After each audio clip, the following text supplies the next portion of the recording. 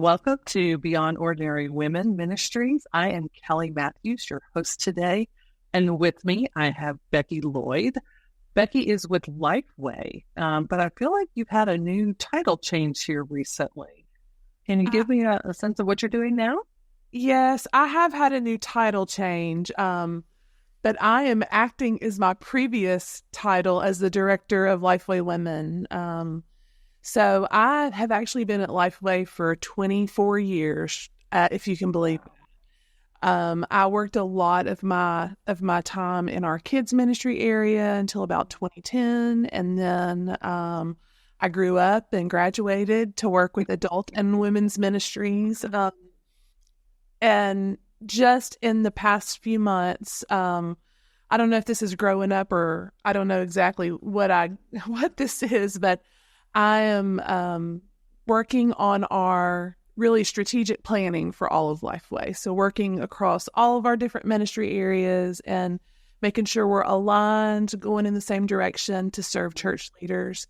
It's interesting. I was called to ministry. My dad was a minister of music. So ministry is in my blood. And when I was about to kind of enter the workforce, I had a moment where it was, should I go to seminary? And I applied and did all the things.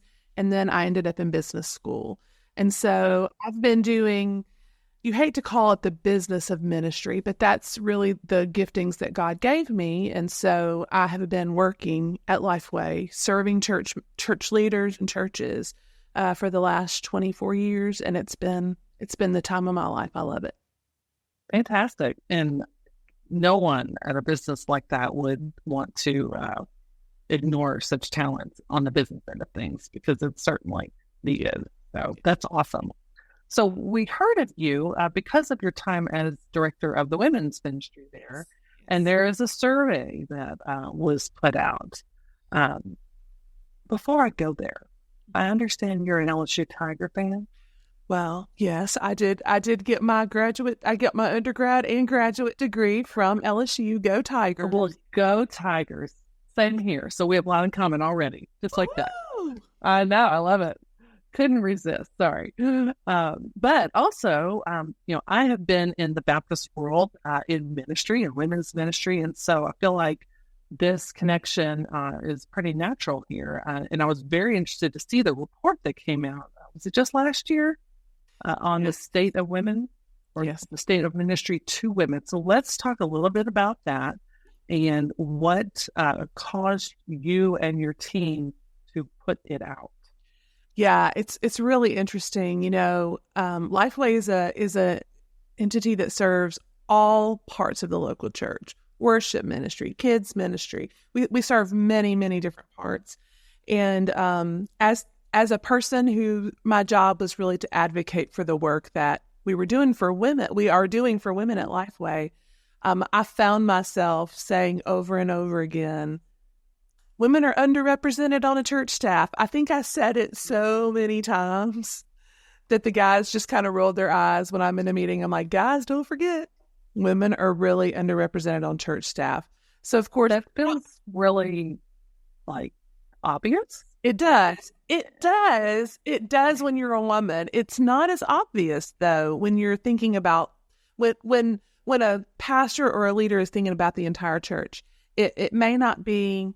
It's just sometimes it's not as obvious to them. And so I was a broken record. And so that's my self-serving reason for actually doing this. Of course, we do leadership events for women, Bible studies for women, lots of things. And as we've talked to women, either me or the incredible women who are on our team, we see that there are women who are volunteering their time to lead a ministry in their church. We see that they are paying out of their own pocket in order to have development opportunities for themselves. So kind of to give we started looking also, is there anything out there that helps to show what is actually happening in women's ministry? Mm-hmm. Because there are also some, I wouldn't say rumors, but there's some things that some people believe about what happens in ministry to women, some people think it's only brunches and baby showers. And it's so much more than brunches and baby showers. Sure. And so having that. How broad? It's, How broad did it go? How many people participated? Absolutely. And some of women's ministry is brunches and baby showers, but that is definitely not what we see in the local church. And so I wanted to do that. So I started a conversation with Scott McConnell, who leads our research area, and he looked around. We did not find anything like it. So we said, let's do it. Let's do this. Of course, this also happened as we're coming out of COVID, and the church is just trying to figure out, what does post-COVID ministry look like? Yeah. And so we're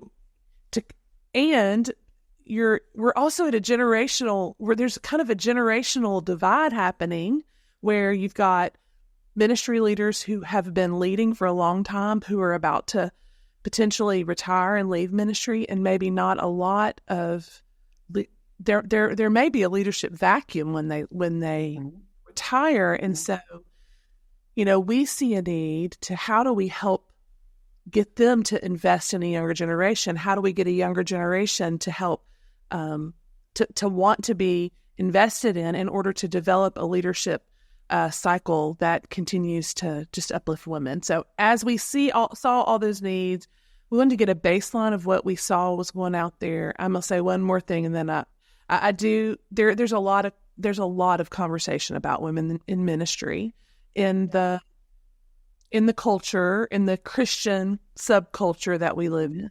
And there's a lot of opinions, there's a lot of conversation, and I wanted us to provide something very positive, very tangible, that was data-driven, that does offer more conversation about what opportunities there are for ministry to women. And so that's another reason that I wanted for us to get this done. Well, it's very thorough in the sense of what the questions that were asked, and then the types of people who you asked to participate. So you have leaders participating from their perspective, and you have women in the pews, so to speak, also participating. So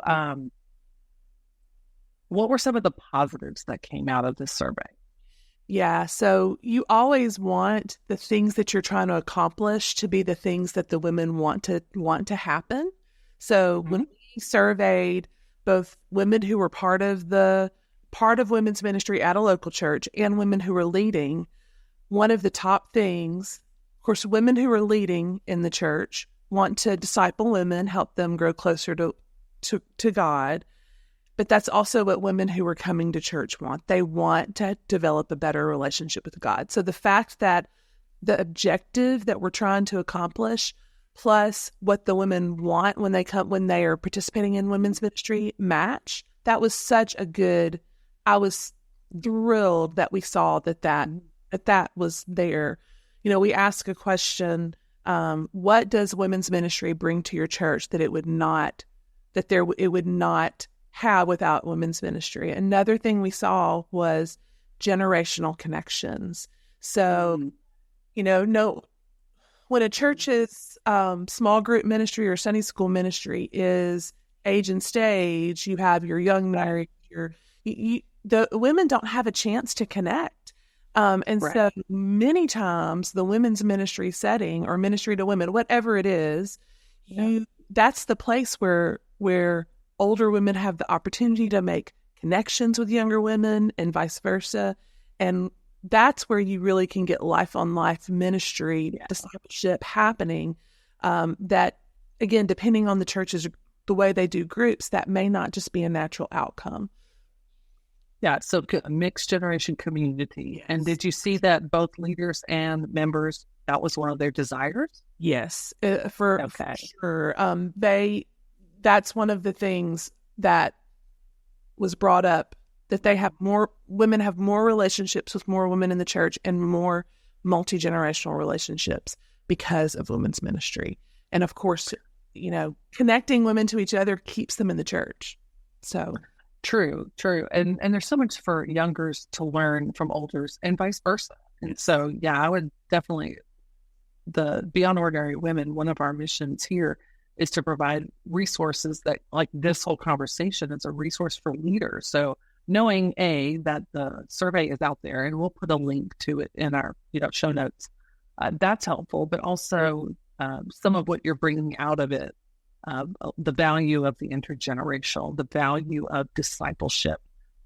Not only is that something that they need, but it's something apparently that women are looking for. So that's really great news to hear. For sure. Okay. Any other positives that really jump out at you?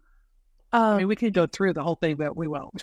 Yes, we won't. I would say the other thing that I really pulled out is that women do feel valued in their churches. There's a lot of conversation that might make you think otherwise, but we did find that women do feel valued by their churches. And I think we'll probably get to some of the things. There is a little bit of room for improvement, though, in women being equipped in their churches and finding ways to serve. So I would say the really positive thing, and I think 97% of women agree that they are valued. They feel valued in the church that they attend, and that's a really great thing.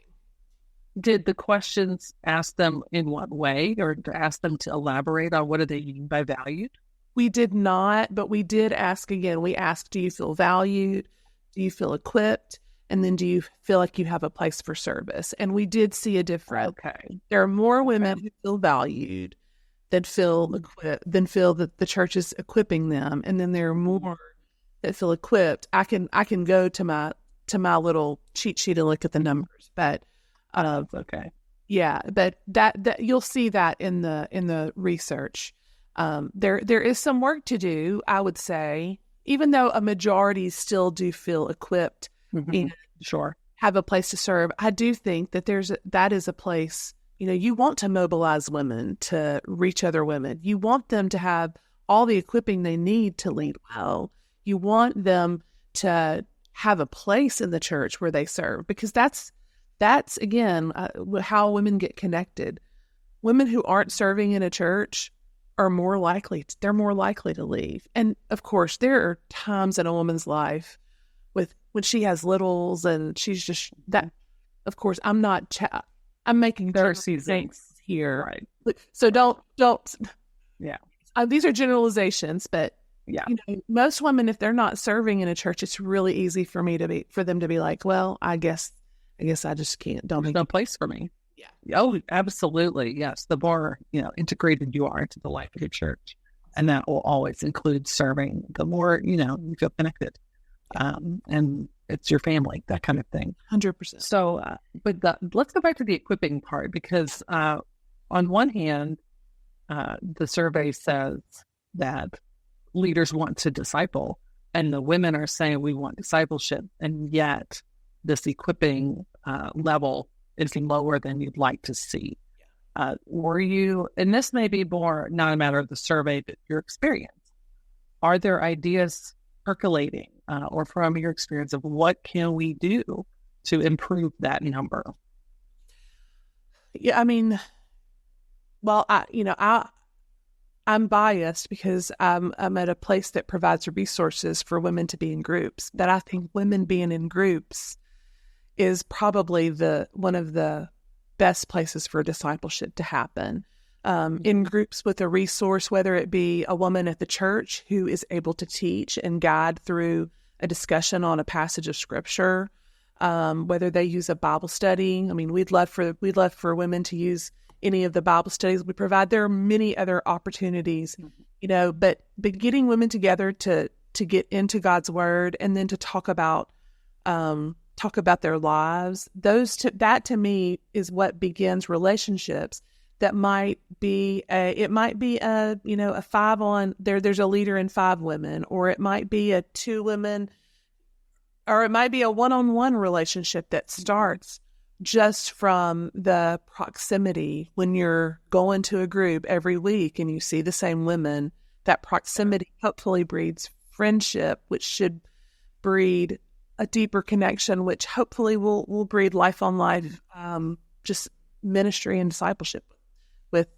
That's what we want. some of that's going to depend on the content, right? Like where women get into groups or men get into groups, you can have relationship, you can have gossip, you can have a lot of things that aren't growing in the Lord, so you're definitely going to need some content to keep things centered.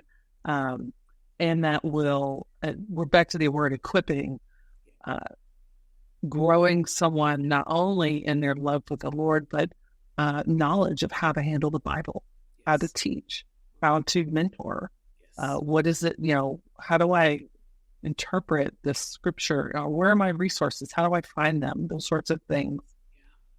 For many women, they honestly don't see themselves as somebody who could lead or could step up and I mean, I even feel that sometimes in my own circles when I'm leading a small group, like, oh, am I really equipped to do this? And it's my job. But you feel a little bit of that. But giving women confidence and competence that's right in the center of what we want to do at Lifeway, is provide that content that helps them to not just be competent, but also confident. And it takes a spiritually mature woman to say, I'm not ready for this, or I am ready for this. It also takes women speaking into other women and saying, you are ready for this, and you just need to, you need to try it. Let's do it together. Let's lead this group together and see what happens. And then the next time you can lead it, I'm going to be gone. You can lead it by yourself, and just doing that, developing leaders in that way and helping women see they can lead, they can mentor, they can do all these things, and they don't have to be perfect at it. Just their availability, the Lord will use for His glory. Let's kind of riff on that. One of the negatives that came out of the survey was the number of women ministry leaders who are volunteer versus paid. It's horrible. That's my I'll own that opinion. And partially this is absolutely no surprise, because I come out of a church where just 2 months ago we finally hired a woman to take over a 2,500 member church, to take over the women's ministry that I and a friend had been co-leading on a volunteer basis for years, and pushing for a staff member. And you do talk about that, I believe, in some of the writings that you guys have put out around this survey. What are the disadvantages of a volunteer woman taking on a ministry to half the church? Yeah, it is over half the church, 51%. I made the statisticians look it up. Like, are we sure it's 51%? And they did.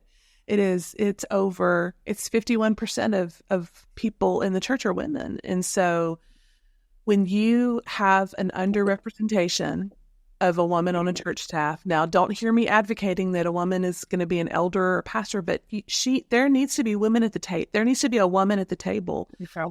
When there are decisions being made about programming at church, when there's decisions being made about even church strategy, I mean, I would argue church strategy, then without a woman at the table, you don't have all of the church represented. Having women at the table changes the conversation, because a man can't live a woman's experience, just like a woman can't live a man's experience. And we have to come together as brothers and sisters to meet the needs of brothers and sisters in the body of Christ. Right. So yeah, it's very disappointing to me. It was very disappointing. Of course, anecdotally, we knew it because we had seen it in all the women who we've had come to leadership training. But it was shocking to actually get the number.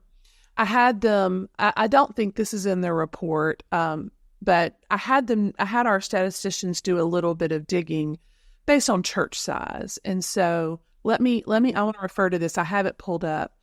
We do know that as we're looking at church size, that even in churches 500 plus, only 29% of women's ministry leaders are full-time paid staff. So I looked at those numbers and I thought, well, maybe it's just that if you look at churches in America, there are a lot of small churches. There are a lot of churches, right, 100 or under. But I thought, so maybe that is skewing this number. So we looked at it again. We did not release this. This is for my own knowledge. I asked them to do this, but we found that when you get to churches that are 250 to 499, 16% of women are part-time paid staff and 14% full-time paid staff. So the larger the church is, the more likely they are to have somebody on staff, but it's still they're still sorely misrepresented or underrepresented. Yeah. A couple of things that come out of that from what I've seen, it takes money to do ministry. You have to invest. Invest means investing in people to lead a ministry, investing in resources. It may be investing in events. So without a woman on a church on the staff, she's not at any kind of meeting where the plans are being made.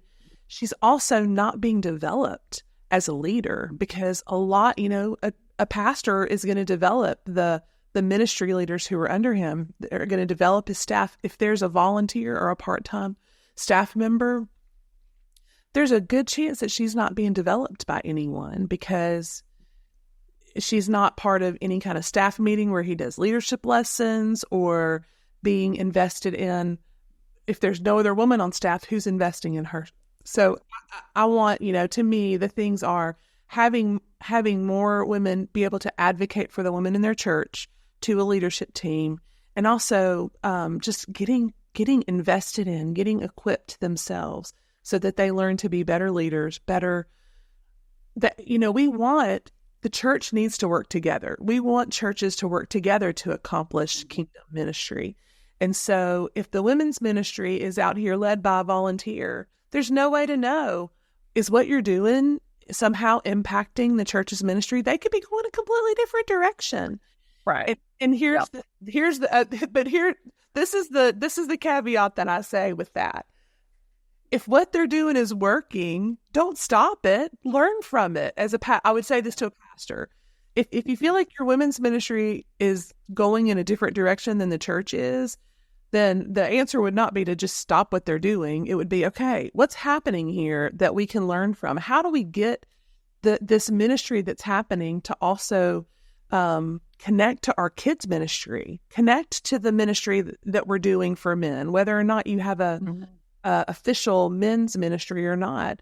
What do we do? What are we doing to get these people into serving at the church, or into just making sure that they're maybe they're in a women's ministry group, but there's a small group or Sunday school class we need to make sure you're connected to.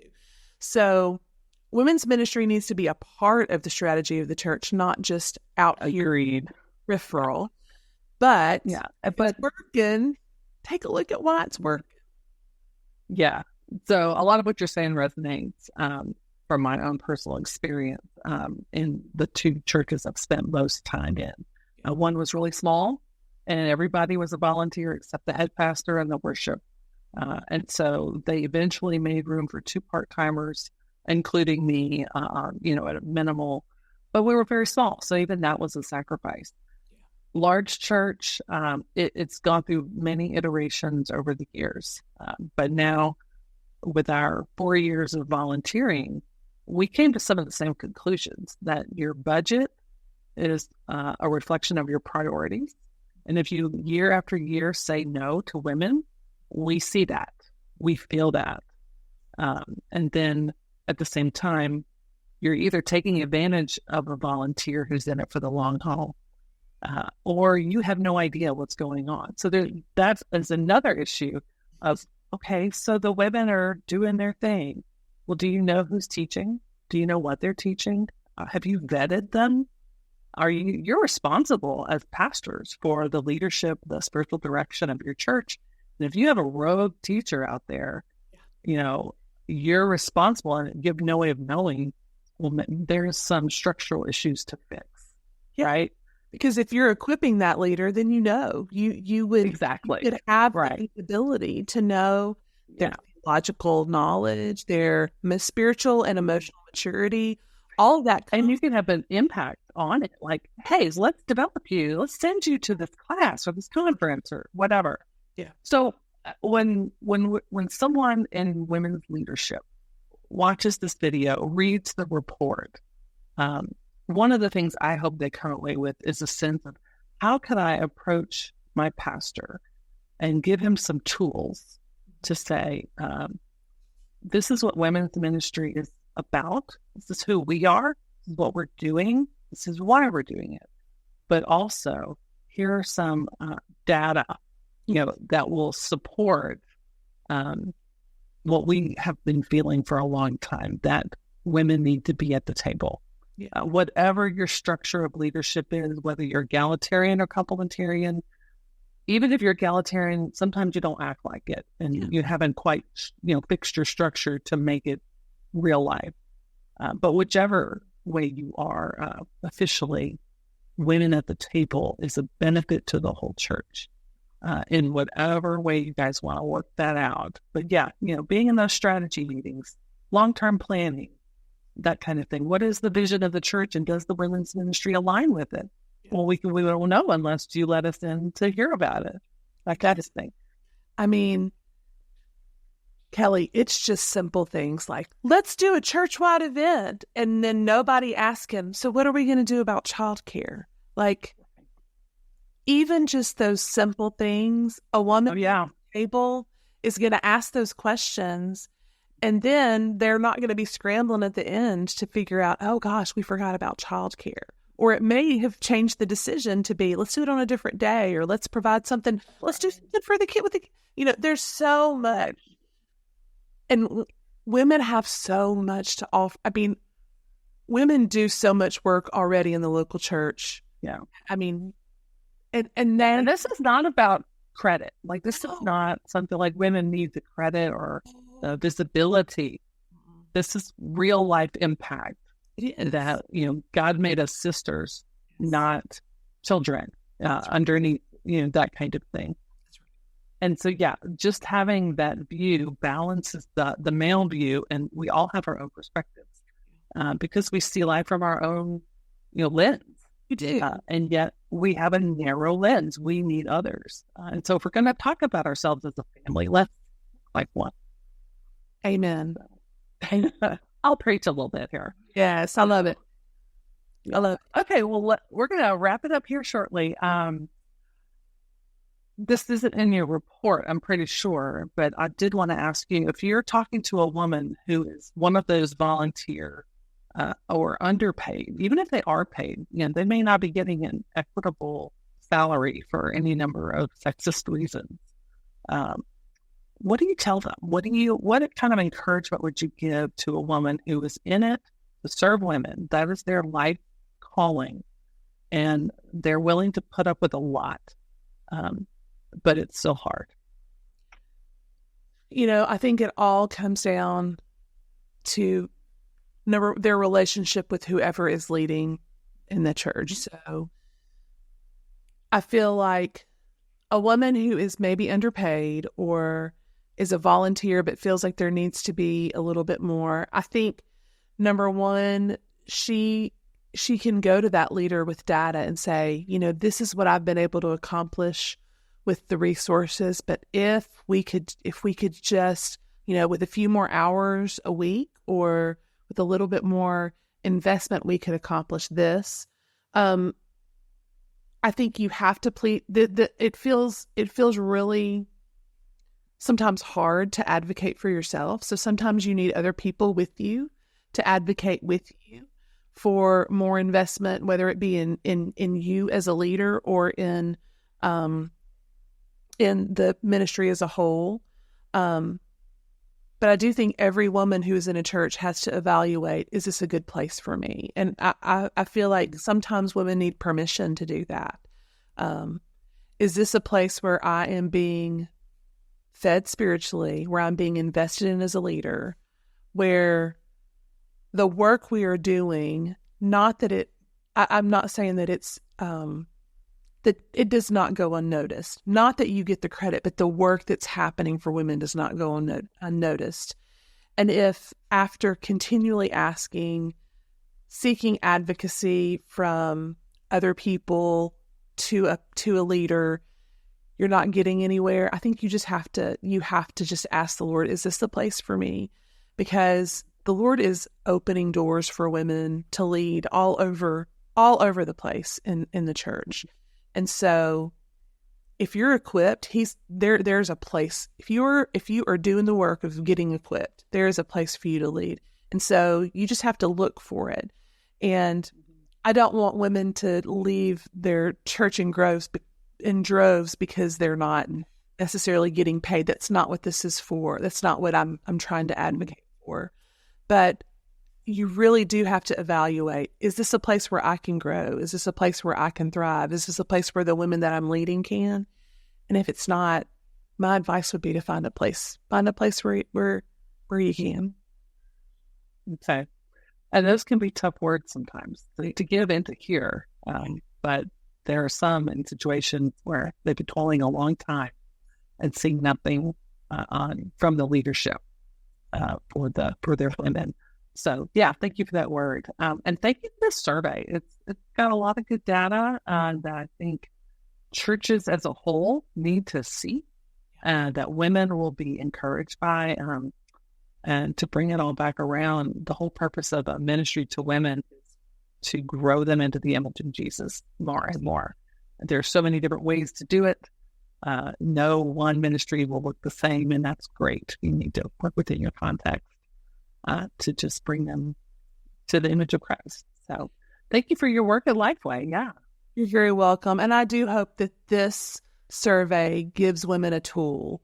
It gives women a tangible thing that they can take to a pastor or a ministry leader who is their leader and say, I just want you to see what is happening in ministry to women, and let's invest here. Let's equip. Let's provide. Let's connect. Let's do all the things that we know help women stay in church, help them develop in their relationship with the Lord, and eventually lead them to lead others in that. So I just wanted something actually men could bite on, something that they would understand. Not that they understand.